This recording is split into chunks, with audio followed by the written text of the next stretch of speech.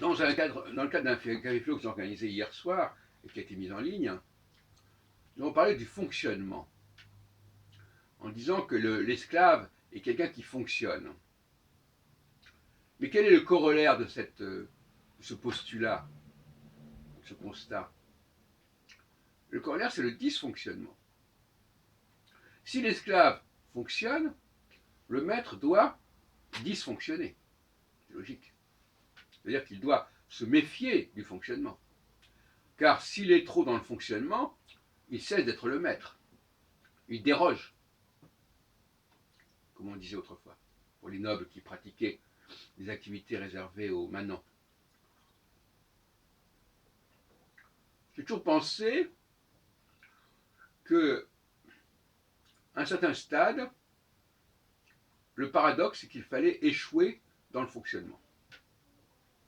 En échouant dans le fonctionnement, on accède au niveau de la maîtrise.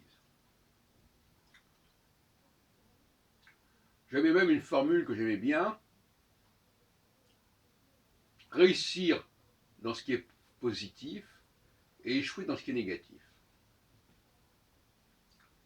Par exemple, quand on a une tentation de faire telle et telle activité qui n'est pas très très glorieuse, eh bien, si on peut échouer, ça ne sera pas plus mal, d'accord? Donc, il faut développer un comportement d'échec pour ce qui n'est pas souhaitable. Il faut développer et cultiver un comportement d'échec pour les choses qui nous entraînent vers le bas.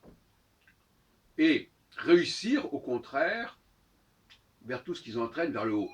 Car en fin de compte, le haut et le bas, c'est un peu le bien et le mal. En tout cas, pour les gens qui sont en haut. Maintenant, pour les gens qui sont en bas, c'est un autre problème, parce que quelqu'un qui est né pour fonctionner, bon, ben, il va fonctionner, voilà. Et il va trouver toutes les occasions de fonctionner et de faire preuve de son mode de fonctionnement, c'est-à-dire de fonctionner, c'est-à-dire de faire ce qu'on attend de lui, ce qui correspond à sa fonction, sans surprise. Il faut qu'il soit fiable, qu'il soit prévisible. On appuie sur un bouton et on a un résultat toc. On appuie sur le bouton, résultat toc. On dit ça, ça suffit, on change, on arrête, on continue, on arrête. Bon. Ça, c'est la fiabilité, et donc la viabilité, quelque part. Donc, finalement, il faut apprendre aux maîtres, aux jeunes maîtres, à dysfonctionner. C'est-à-dire à, par exemple, ne pas se servir d'un appareil, par exemple. Parce qu'un appareil, ça fonctionne. Et tout ce qui me met en contact avec quelque chose qui fonctionne me tire vers le bas, pour lire l'expression que j'ai employée tout à l'heure. Par exemple, quand un appareil ne fonctionne pas, eh bien, on est obligé de trouver une autre solution. On est obligé de partir sur soi. Imaginons par exemple quelqu'un qui oublie les papiers qu'il devait lire dans une réunion, donc il y a un dysfonctionnement, eh bien, il est obligé d'improviser. Il est obligé, bon, et ça, c'est plutôt positif. Il ne va pas se contenter à lire un texte comme ça, nanana.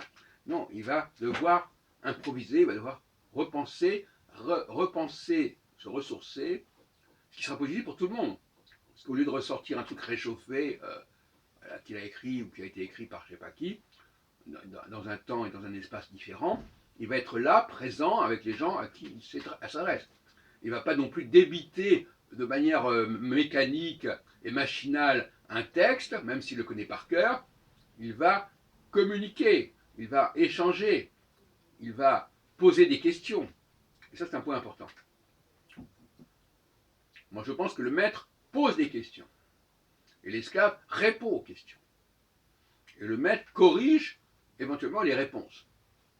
Donc, il n'a pas à émettre comme ça. Hein, on en a parlé hier aussi. Le maître, il n'est pas dans l'émission.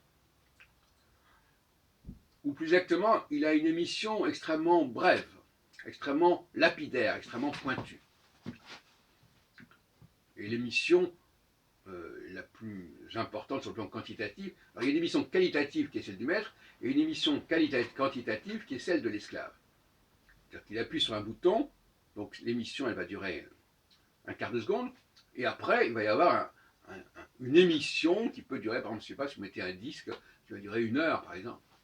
Ou dans le cas de la femme, bon, le maître projette sa semence, ça prend quelques secondes, et après la femme pendant 9 mois, elle va œuvrer, elle va travailler à faire l'enfant. Sans qu'elle en ait d'ailleurs véritablement la responsabilité, puisque ça se fait à son insu ou directement, elle ne maîtrise pas le processus. Les femmes accouchent de la même manière qu'hier, alors qu'on connaît beaucoup mieux le processus de l'enfantement, mais ça n'a jamais empêché les femmes d'enfanter, même si elles ne comprenaient rien à ce processus. Tout comme une femme peut conduire une voiture sans comprendre grand-chose au fonctionnement de la voiture. Bon, passons. Donc, voilà, l'échec qui nous entraîne vers l'échec de faire des choses qui nous auraient entraîné vers le bas est positif. Et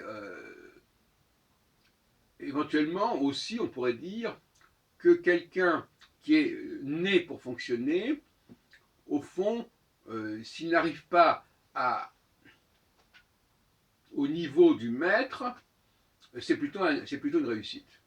Tout échec qui nous amène en dehors de notre condition, tout échec qui fait qu'on ne pourra pas faire quelque chose qui nous aurait amené en dehors de notre condition est positif. Oui, donc c'est une nouvelle morale. Je ne sais pas si c'est la morale nietzschéenne, par-delà le bien et le mal, mais l'échec quand il s'agit de ne pas descendre est une réussite.